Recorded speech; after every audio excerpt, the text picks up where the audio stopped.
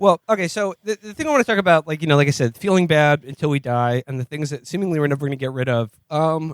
Sorry to bring it up again, but I want to talk about superhero movies because I have 3 articles here that I'd like to take some time to go over with you guys. I'm not gonna read all of them, just highlights of each. I wanted to read one of this really bad WandaVision article on the episode with Adam Friedland, but we just never got to it. And then lo and behold, I wait a week and there's like 3 even worse articles written about WandaVision. But I mean, I want to talk about it in this context. Back into writing. Matt, there's something you said. Something you said earlier today when you were just chatting about like setting up the show or whatever. You said, if all politics is dead, then all we have left are manners.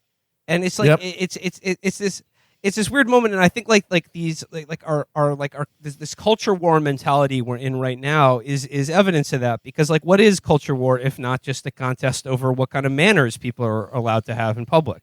And it just seems to be like things without consequence. I mean, we were talking about like I was looking forward to the Biden presidency because I thought it had potential to be just as, if not more, funny than the Trump presidency. But we sort of been wrong about that because we've been underestimating just how much they're hiding Biden and how much like just how precious few opportunities there are for him to talk about Aunt Gertie and shit like that.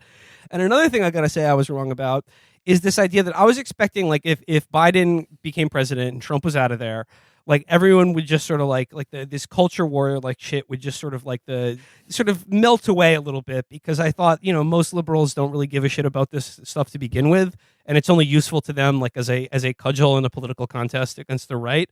But if anything, the level of hysteria that exists around shit like superhero movies and cartoons and bullshit like that, shit that you see every day, like if you're online or whatever, has gotten into an even more frothing boil.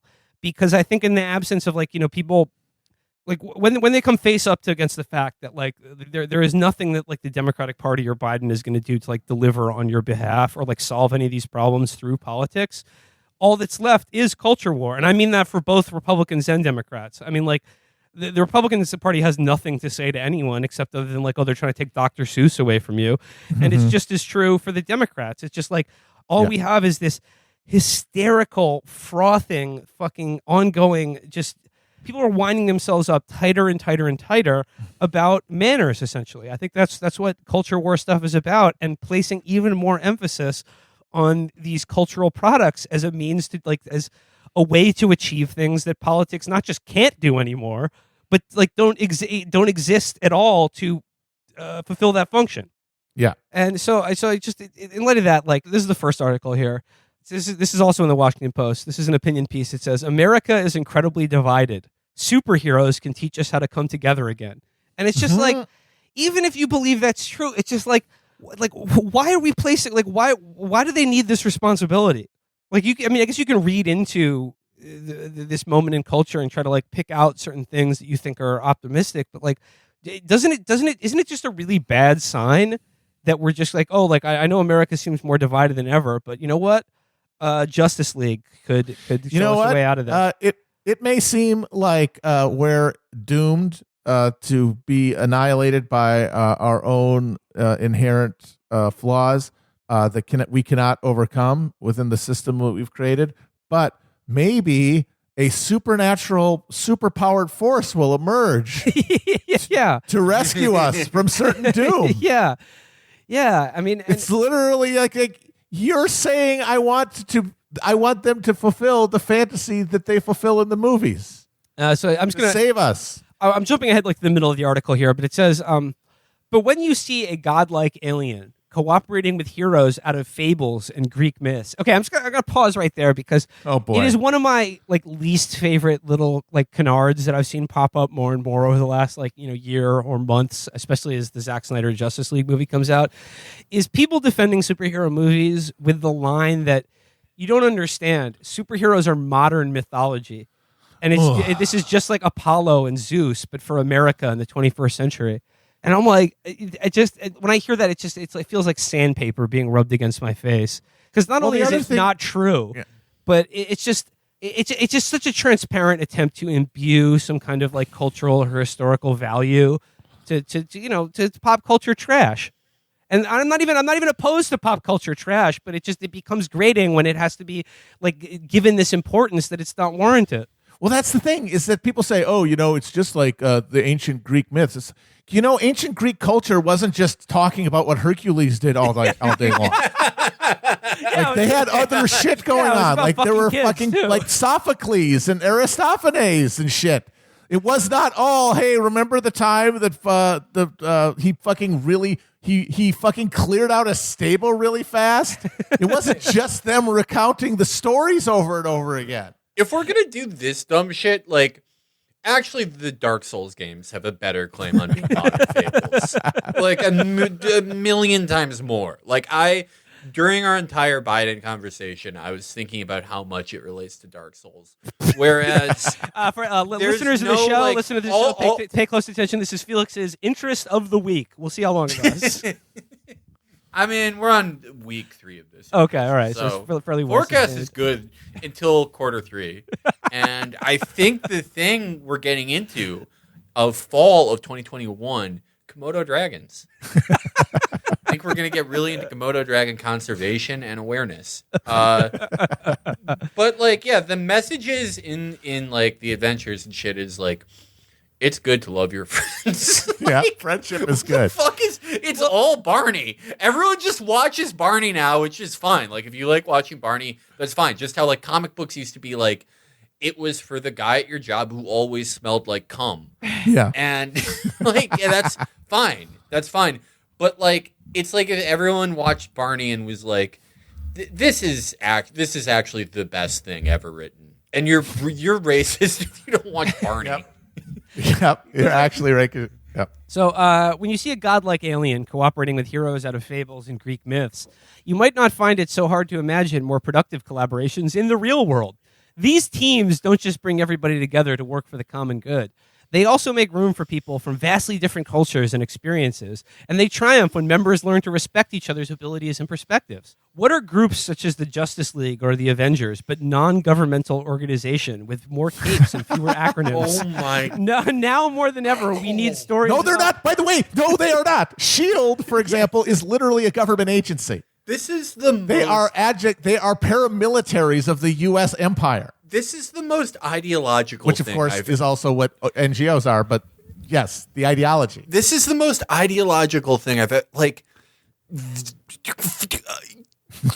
Human Rights Watch are the Avengers. Like, holy shit. Fucking short-circuiting. That's incredible. That's like, this is like a liberal hadith. Yes. This is amazing.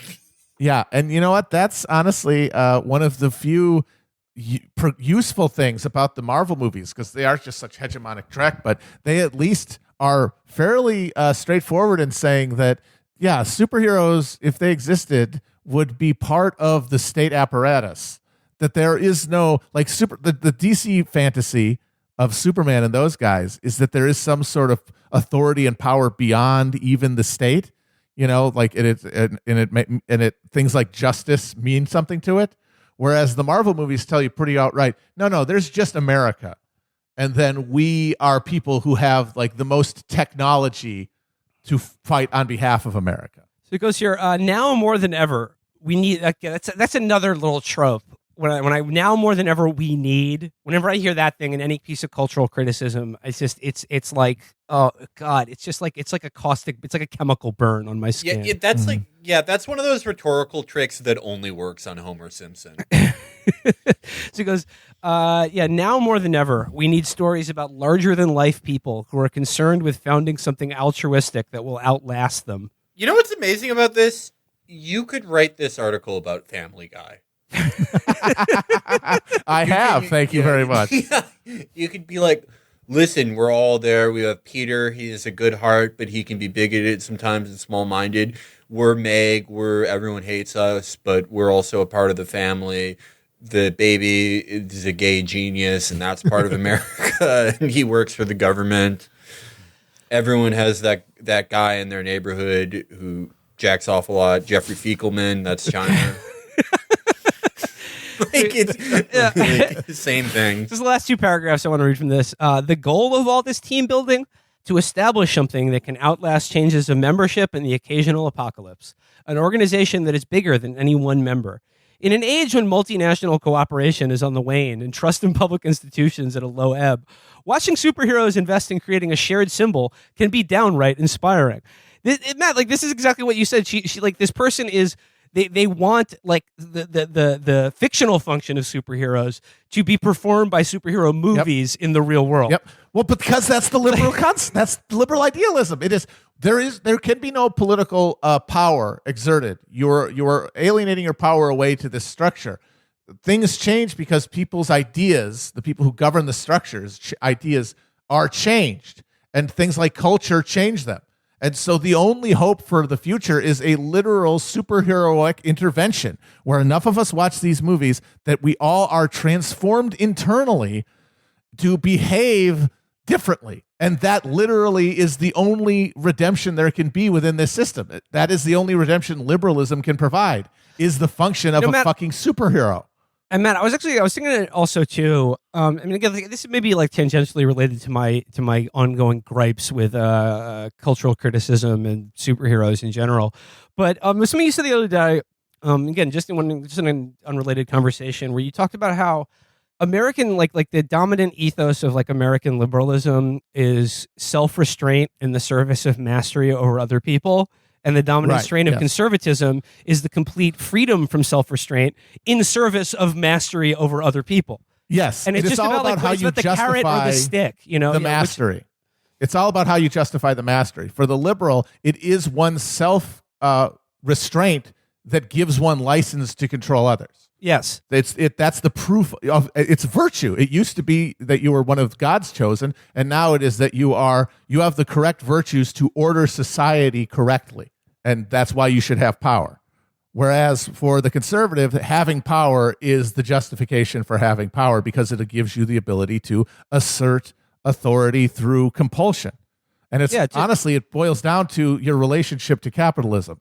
Whether you're related to finance and trade and money, or to direct exploitation of land resources, which is why we're now in this like fourth century of war between like American land-based money and finance money, and that went from the Civil War to the Progressive Era, and now into this fucking idiot culture war we're in. I mean, yeah, like it just like I just said, like I like to introduce this topic. Like I said, it's just like it's a feature of our culture, which is now really synonymous with politics, because it just seems like politics as a thing that can intervene in the lives of people or provide like a motivation to organize large numbers of people, like the mass politics that Adam Curtis talks about in his documentaries is gone now as a model for like what politics is. And it just seems like, and we've talked about this before, that it just like what's being replaced with is culture as politics. And like that's the terrain in which people can compete with one another to sort of like have some sort of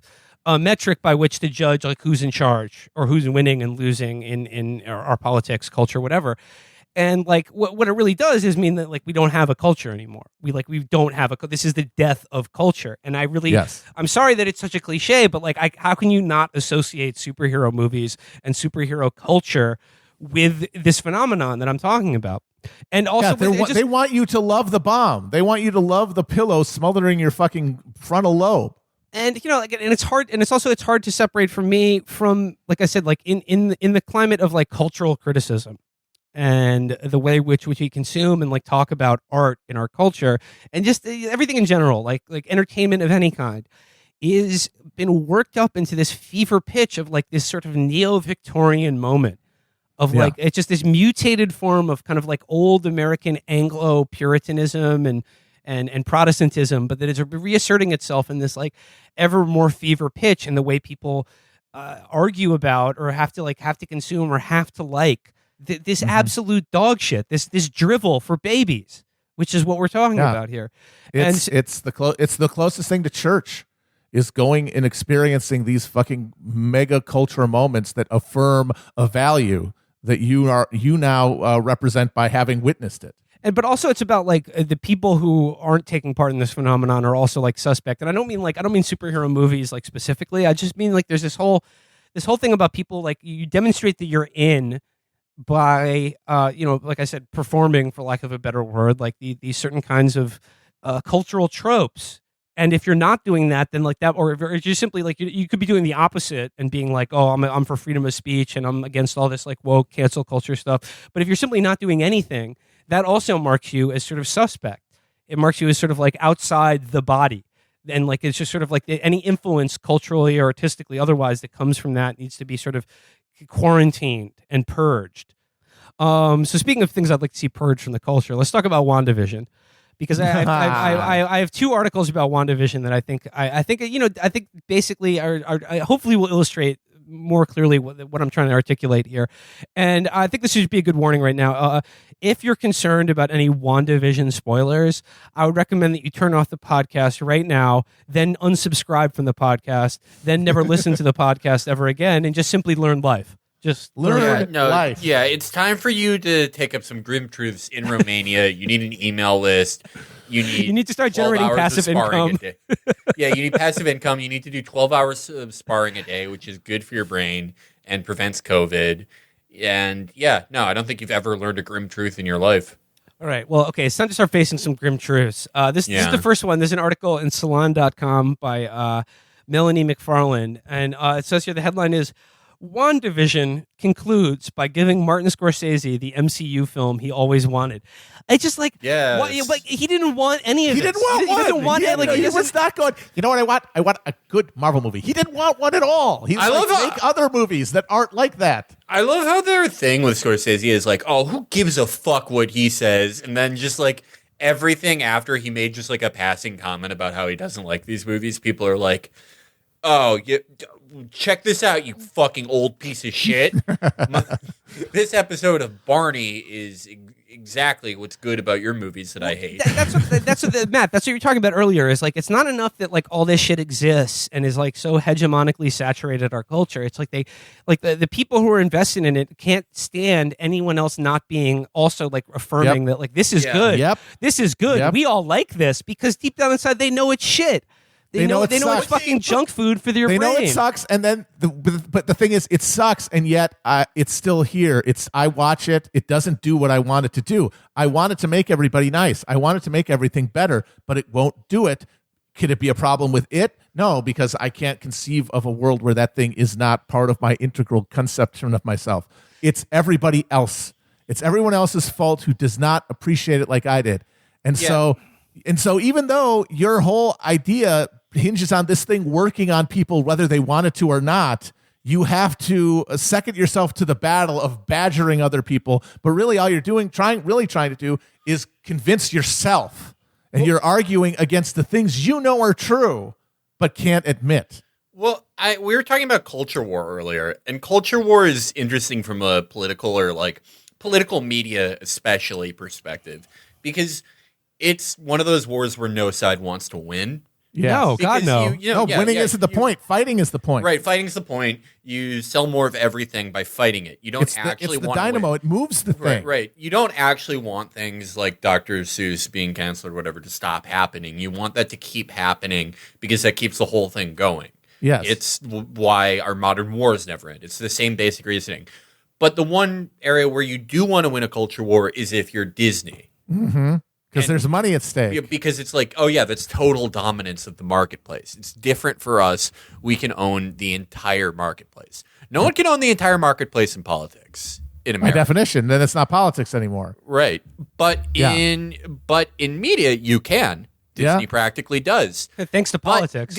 If there's any real victor of the culture war in the past 20 years, it's these fucking assholes. Oh, absolutely. The consolidators, the monopolizers everywhere winning while everyone else just keeps fighting. But it's not enough for them to have won. You have to like it. You don't just have to like it. You have to, see how, whatever fucking, micro-targeted media property relates to you is like a half Jewish person who only recently learned how to masturbate at age 24. So wait, Felix, there is media out there for me? Is that what you're saying? Yes. It's for you, for me, for all of us. That's how we met each other. We're all that thing. But it's not enough. It's a constant dance in the end zone where they're also flopping. Yes. They won, but there's a constant wounded act. Like the perfect example of that. Validation. The perfect example is like when our friend Jesse Hawkins spent like 2 weeks just winding up like the Snyder Cut fan community, and I had to learn the phrase the Snyder Cut community, and he was just doing an obvious bit about how he doesn't want his kids seeing Batman say the F word, and for like weeks, for weeks he had these cretins just like being like, Jesse Hawkins is trying to take away the Snyder Cut from us. You haven't even seen it yet, and you're trying to destroy it. And it's like, you won this totally unnecessary movie. Yeah, but it's going to suck, and they know it. Even if they love it, it will not be what it needs to be for the amount of attention they've put into it. There's no movie that could be what they need it to be after spending all those months and years talking about it.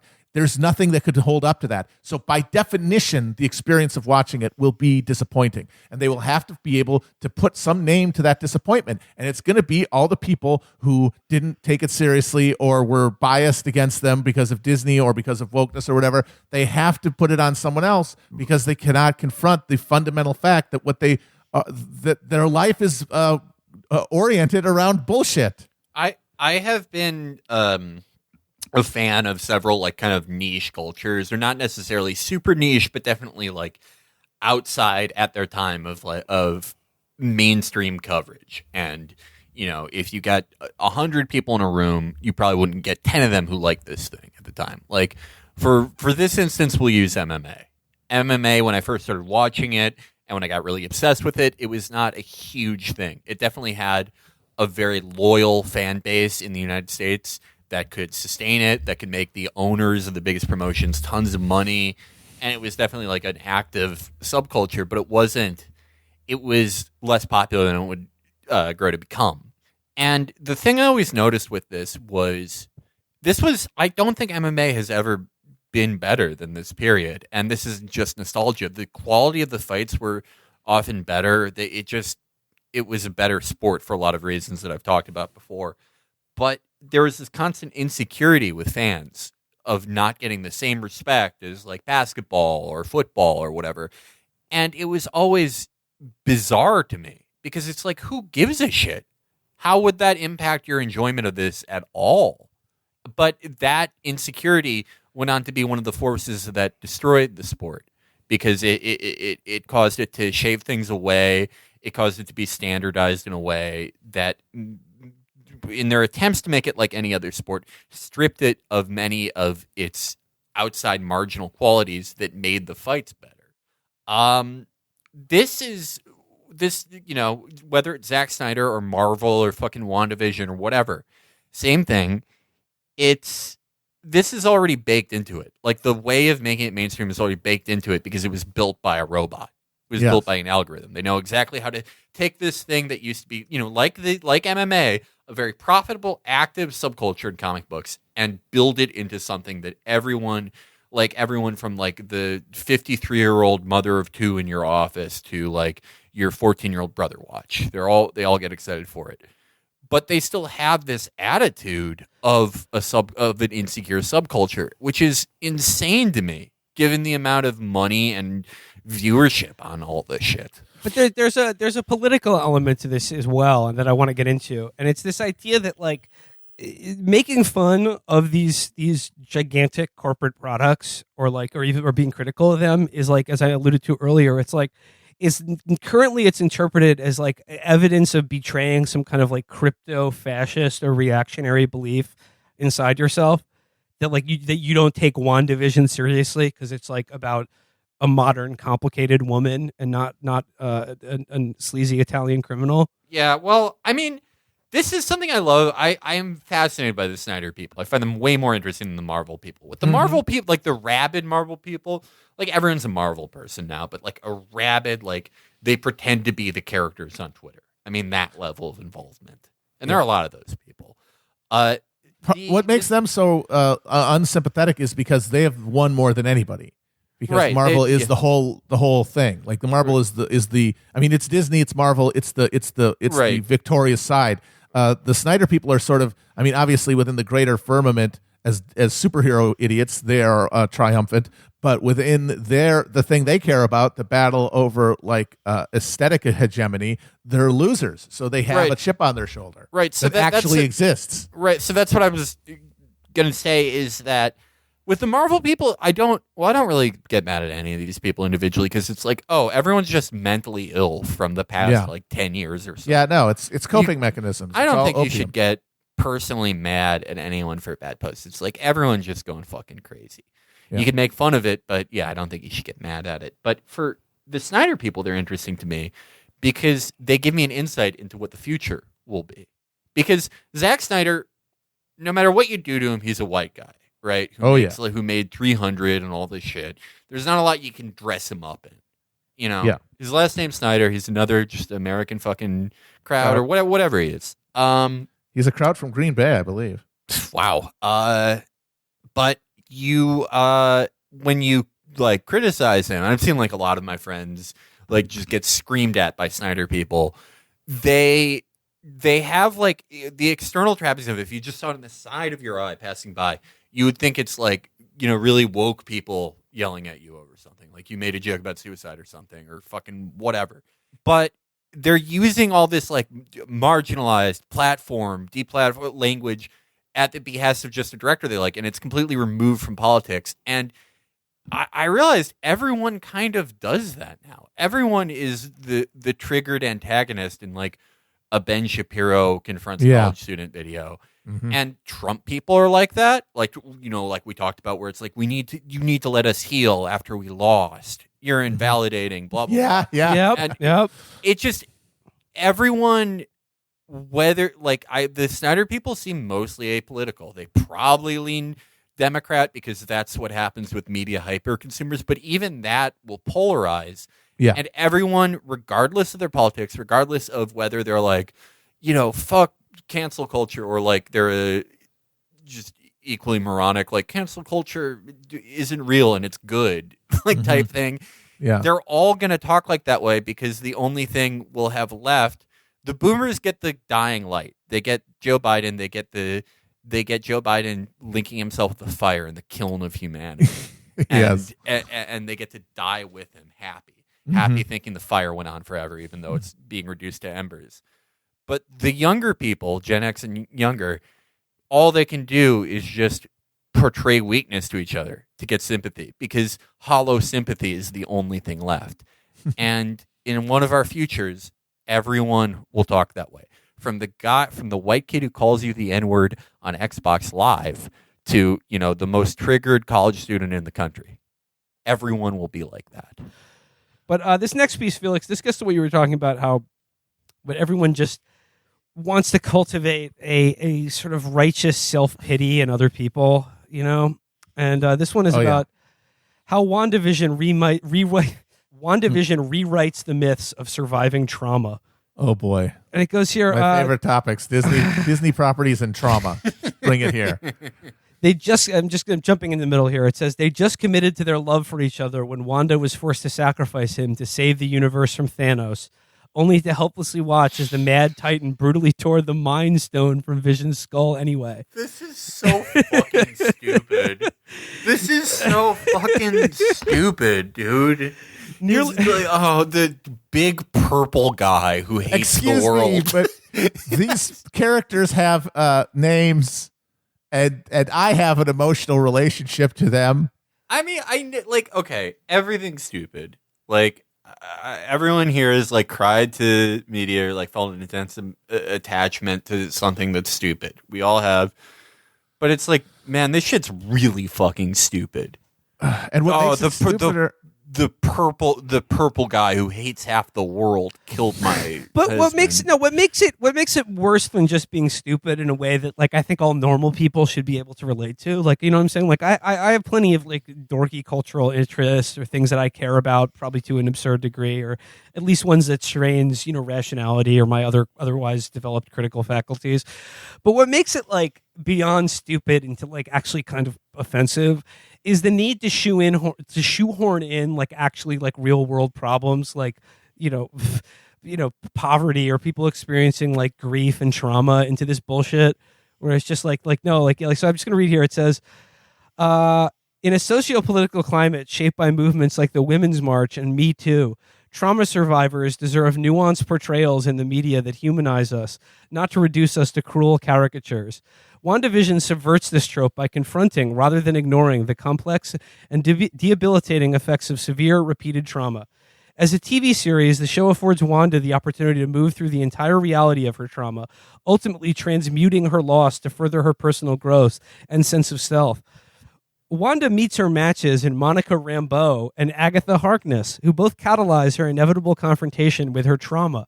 A precursor to her forthcoming appearance in Captain Marvel 2, Monica's arc deliberately echoes Wanda's, having returned after the blip only to discover that her mother had passed away years prior. I love that this article just it's about how it's showing how survivors of trauma, are nuanced and complicated people. They will continue to be nuanced and complicated in next summer's Captain Marvel 2 coming soon. So the brothers Karamazov too. More brothers. The idiot. He really screwed up this time. War and peace and war again. And it goes here, unfortunately, Marvel's choice to whitewash the Maximoffs undermines the effectiveness of the relationship between Wanda and Monica, a black woman, making it hard to ignore the misogynoir underlying their interactions. Monica is positioned as Monica. You're just oh my god! I mean, I'm imagining people it's like those PMRC housewives in the 50s or in the 80s who would sit there listening to WASP records and counting the swears. But they're doing this for things they ostensibly like. Yeah. That's the most important thing, is to hold things accountable. You got to hold things accountable, even things that you're just watching for fun. I don't you think have it's to hold it accountable. Yeah, I don't think it's all right that halfway through the Adventures Ultimatum Apocalypse Endgame that there's an extended scene where Thanos put on a yarmulke and was like, I'm doing all this evil purple shit because I'm Jewish. Didn't think that was okay. What I like about these articles, though, is that most of them are just basically in a 5th grade book report style, just reciting the events that happened on WandaVision, and not having. Like I said, I watched the first episode of the show, but not having seen largely any of this, so I have no idea what they're talking about. And then reading them describe events happening where, after she returned from the blip and the Mind Stone had changed the purple guy into a robot villain, and then like I said, but in the context of talking about survivors of trauma, it adds just another layer to this, where it's so he goes on to describe it here. Monica is positioned as Wanda's peer and punching bag, despite being in the midst of grieving a loved one herself. Wanda never wounds Monica's body, but she is aggressive towards her as a sword agent in a way that she wasn't with her actual antagonist, director Tyler Haywood. It isn't until their confrontation in breaking the fourth wall that Wanda actually hears Monica, allowing her to break through her wall of denial and projection. I can't control this pain anymore, and I don't think I want to, because it's my truth, Monica says in an attempt to reason with her, which seems to resonate with her before Agatha interferes. I love that they're putting all this psychobabble in between what is just basically it's like when a kid describes to you a show they really like that you've never seen, and they just talk to you like you know everything about it. And they just say, and then Agatha comes, and Agatha's trapped in the mind realm as the nosy neighbor. The way they treat this stuff is really kind of quasi-religious, because the assumption built into any argument about the emotional resonance of any Marvel product bakes into it that you've seen all the other Marvel products. In isolation, you cannot argue that these things have anything like the thematic weight you're claiming. And none of them would admit that, I think, if you told them. They'd be like, no, you have to have an investment in this. That means you have to have a religious fucking faith in this dog shit to transcend the fact that this art cannot be giving you the emotional responses you think it is. You're literally deceiving yourself, because it's the only thing you think you can relate to, because you have an impoverished cultural diet, because this is all you get. We all live in a cultural food desert. It wasn't just Wanda's sweatsuit morphing into a modernized version of her iconic costume that sent up a chorus of cheers from viewers streaming the finale in the early hours of March. I know 5th. I had that. I had that chorus of cheers. A WandaVision fully human. It was like the clapping for carers. At March 5th, it's 5:00. Everyone went, yay!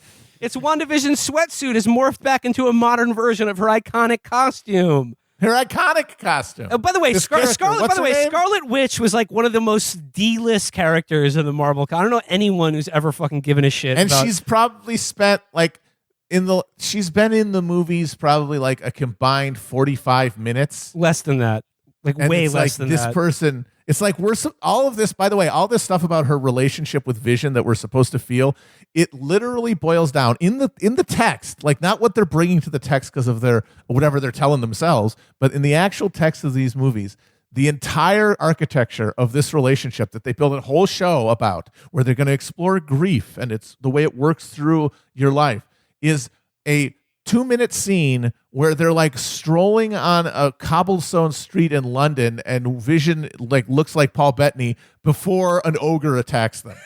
It's like they're like, I don't know if we could be together. And he's like, I know I could be with you because I love you. Well, there's some gremlins. And then they fight them. And that's what the whole thing is based on. This isn't established. Art is supposed to make you feel by like creating characters, like real ones, and relationships so that you can have an emotional investment in them. If you're just watching these movies, that's why you're supposed to care about this entire show. So it goes here.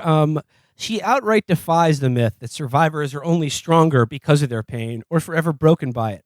With the MCU set to explore its own multiverse, its first limited series offers fans a less fatalistic reality to its grim source material. The show succeeds where stories like House of M fall short. Rather than be resigned to a life of loss and doom, Wanda chooses to save herself from being consumed by her powers. She faces her truth and takes responsibility for the pain she caused by committing herself takes to better accountability, I would understanding her powers. Since her first appearance on the big screen, Wanda Maximoff has been portrayed as a deeply caring person trying to do the right thing, driven by her strong desire to love and be loved, even after relentless heartbreak. And not at grief. all. The events of WandaVision affirm that she's been powerful and strong on her own all along.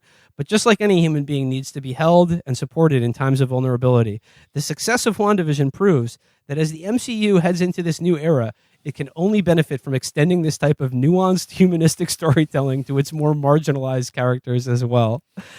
And like this gets back to what you said at the beginning, Matt, where it's like everyone assumes that like that we all feel like powerless or traumatized to varying degrees, certainly by like the last year, or just like you said, like just alienated and feeling like that we have no power over our world. And I think like that's what makes these superhero products so narcotic, is that like we're just waiting to be like we this fantasy of having powers to like shape reality or to be invulnerable to harm. And it's just like, well, we're all like, naked and afraid, basically. We're all like squealing little mole rats. But this idea that like we can overcome our trauma or deal with it or like build something productive out of it through these fantasies of having unlimited godlike power ourselves, I think is psychologically a little bit iffy. Also, did you notice how even in this show that she's like praising to the heavens, there still has to be that critique that they othered Wanda's character because she's not like a gypsy like she is in the comic books. Did you that part? Oh. And then now how like the now and of course like there's one of the bad characters I guess is black, so that means that there's misogynoir in having them be a bad character, and that further work has to be done to like humanize them. It like that is where the little engine keeps spinning. Is like even within the thing that I'm enjoying, in my enjoying of it, I lose it. It doesn't give me what I want. So why? Because there's something wrong with it. Because it's not quite woke enough in the specific way to make the culture perfect. And if I can just pull on that thread, it's going to make everything okay. But really, in reality, you're making that up to have something to talk about a thing that is not worth talking about. But also like it's offensive because it's in this framework of like this is like a legitimate way to deal with psychological problems that you're having. Yeah. You know, like it's just that like if only we had better, more humanized portrayals of people going through a rough time than like Right. Yes. the rest Well, of that's us it. as Yeah, we're if like we dealing felt- with this shit. If we didn't other each other, then we would build institutions to allow people to live with dignity. well, we're not doing If that. we got it from so- TV and movies, and that's the only place we get that. We don't actually, build power in our lives because that's impossible. We can only all hope that we just reach a phase shift in consciousness thanks to TV. But the TV is all garbage created to make you watch more of it. So it cannot do the thing you want it to do. Well, there we go. That's just. I mean, just a few a few thoughts, a few articles on WandaVision, and